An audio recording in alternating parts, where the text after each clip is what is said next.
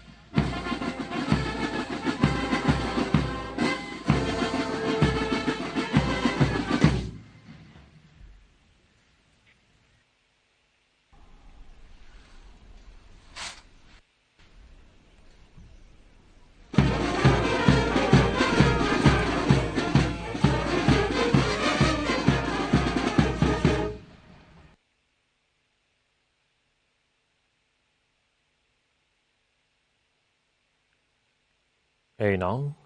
နိုင်ငံတော်စီမံအုပ်ချုပ်ရေးကောင်စီဥက္ကဋ္ဌတမတော်ကာကွယ်ဦးစီးချုပ်ဗိုလ်ချုပ်မှုကြီးသတို့မဟာတရိစီသူသတို့တီသူတို့မှမင်းအောင်လှိုင်ကတမတော်နည်းပညာတက္ကသိုလ်ဗိုလ်လောင်းတင်တဲ့အမှတ်စဉ်26မှာ အောင်စစ်တီစုရရှိသူဗိုလ်လောင်းအမှတ်8393ညဗိုလ်လောင်းဖြိုးကုကု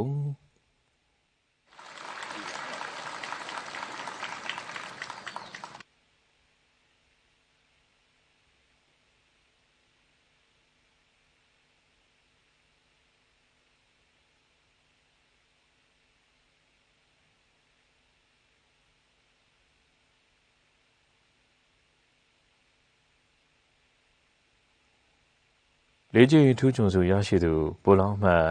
8434ဗိုလ်လောင်းတန်းထိုင်အောင်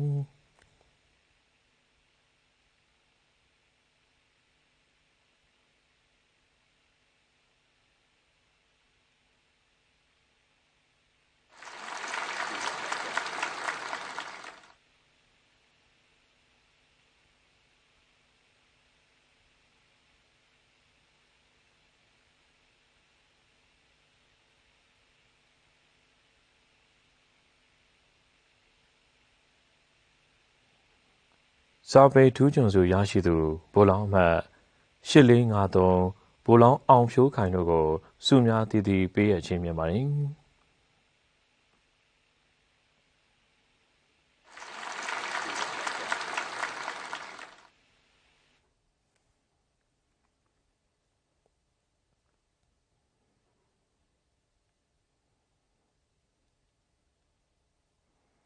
ဟဲ့နော်နိုင်ငံတော်စီမံအုပ်ချုပ်ရေးကောင်စီဥက္ကဋ္ဌတပ်မတော်ကာကွယ်ဦးစီးချုပ်ဗိုလ်ချုပ်မှုကြီးတရိုးမဟာတရေစီသူတရိုးတီသူတော်မင်းအောင်လှိုင်ကတင်နန်းဆဲမေကွန်ပြောကြရမှာအင်ဂျင်နီယာတပ်ဖွဲ့ဟာတပ်မတော်ရဲ့အားထားရတဲ့လက်ရုံးဝန်ထမ်းတပ်ဖွဲ့တစ်ခုဖြစ်ခေတ်ဆက်ဆန်တပ်မတော်ကြီးရည်လေတရင်တပ်ဖွဲ့များအတွက်အင်ဂျင်နီယာပိုင်းဆိုင်ရာကဏ္ဍများမှာစွမ်းစွမ်းတမန်လှုပ်ဆောင်ပေးခဲ့တယ်လို့နိုင်ငံတော်တည်ဆောက်ရေးလုပ်ငန်းများမှာလည်းတပ်မတော်သားအင်ဂျင်နီယာပညာရှင်များကကြာရအခန်းကဏ္ဍများမှာ